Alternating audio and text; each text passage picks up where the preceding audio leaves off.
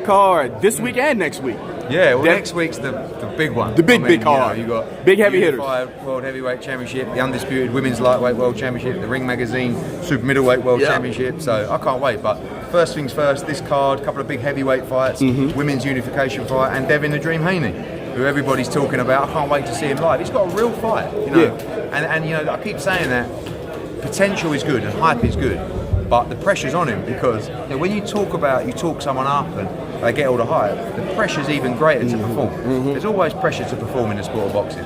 When you have the hype behind you, it's on you because people will be dying to say, oh, he's not that good, oh, he's not. So, you know, he's looking to shine on Saturday night. And this is a big statement, you know, a big time signing, you know, a promotional deal with yourself, and also a guy who's coming off of fighting Galarza, you know, and bringing this, will that catapult him actually after this fight, fighting such a good fighter? Yeah, for sure. I mean, look, he's due to have a final eliminator really for the world titles, but you know, Moran, like I say, been the distance with Pedraza, who went the distance with Lomachenko. He's a tall, big 135-pounder. I mean, he's actually boxed at 140 as well in some big fights.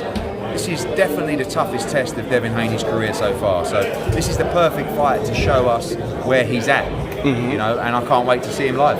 And a type of fighter like Devin Haney, how good is he for the sport?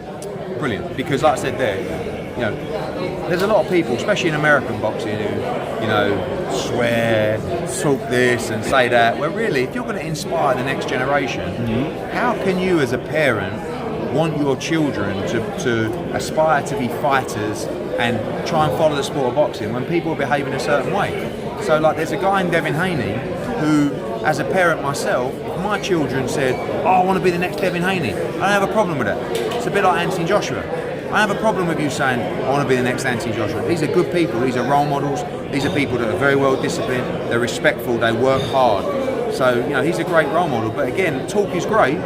He's got to do the business on Saturday night. Yeah, since boxing is not the highly perceived sport like American football, basketball, baseball, things like that, what is it that, since we have so many great talents in the sport of boxing, why is it so difficult to get those talents to meet inside the ring? I think politics, you know, promoters, broadcasters, you know, people always talk about the UFC.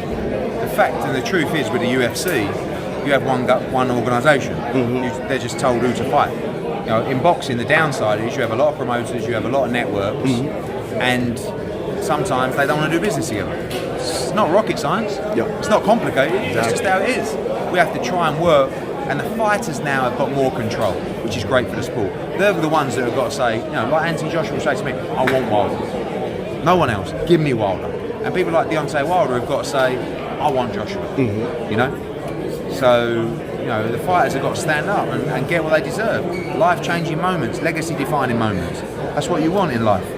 Now, how did it deal with you and Devin Haney? You have this young kid coming, you know, you see him, he hasn't plateaued. Okay. I thought, wow, this guy's like the future. And then somehow we got talking to Bill Haney, and we had a great meeting in Philadelphia, and it was just like, we clicked, you know, everything that I said he sort of agreed with.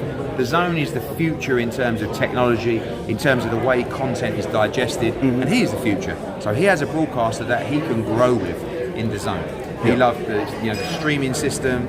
He loved the mindset of the company, and he was in. You know, and obviously the deal was very good financially for him. And we showed him a way to become a star. We showed him a way to keep active, be in the big fights, and you know he's on board, and we're delighted.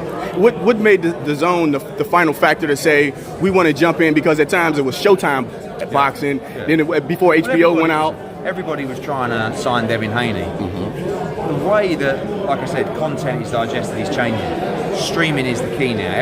Even the bigger, you know, even Showtime, you know, even HBO, they're all streaming. They all have their apps, ESPN, with ESPN Plus. So we know that's the future. Now even Facebook is getting in. Exactly. So DAZN, you know, are working on that. Their tech is better than anybody else, in my opinion. And really, they have a great chance to be that future. And they need fighters they can grow with. And Devin Haney was an obvious choice. Last question. Anthony Joshua in New York. You bring him out as bread and butter, basically, to bring him across the pond. So what made that ultimate decision? You're trying to see how the base is in America? All of a sudden, there's a lot of, not just money in American boxing, but a lot of interest. Obviously, you've got Wilder over here. He wants to come and make a statement.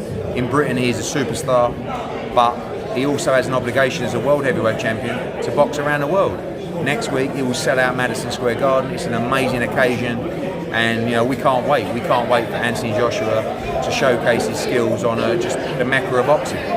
You wait till you see this guy live. And Ruiz's going to bring it, by the way. This is going to be a war. It's a great card, a great night. Don't miss it. All right, thanks.